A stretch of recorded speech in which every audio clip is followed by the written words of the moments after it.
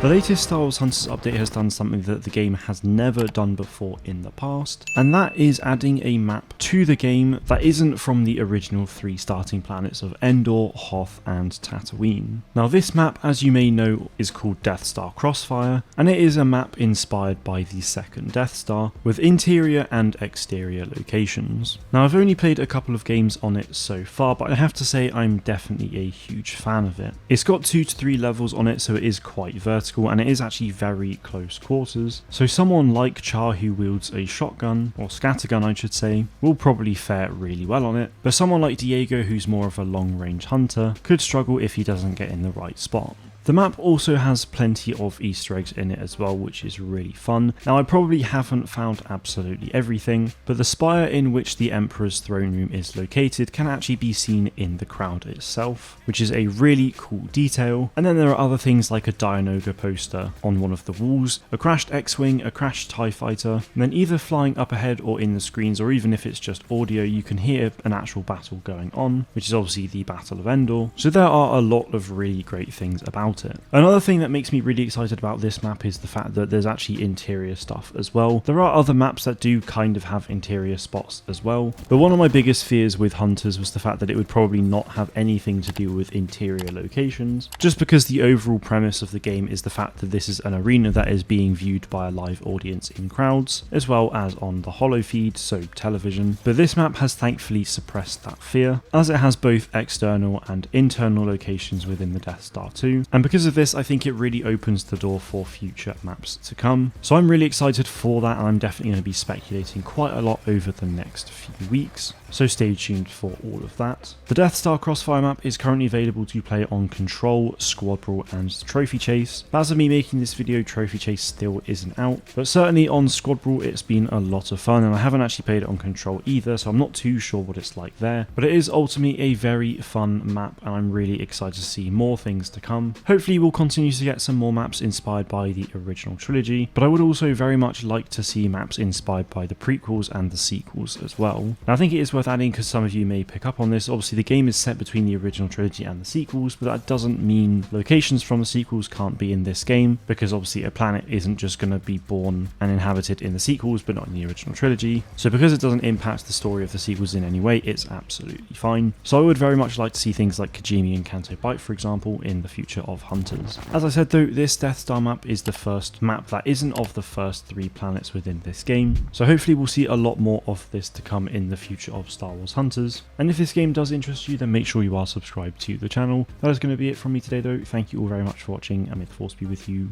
always.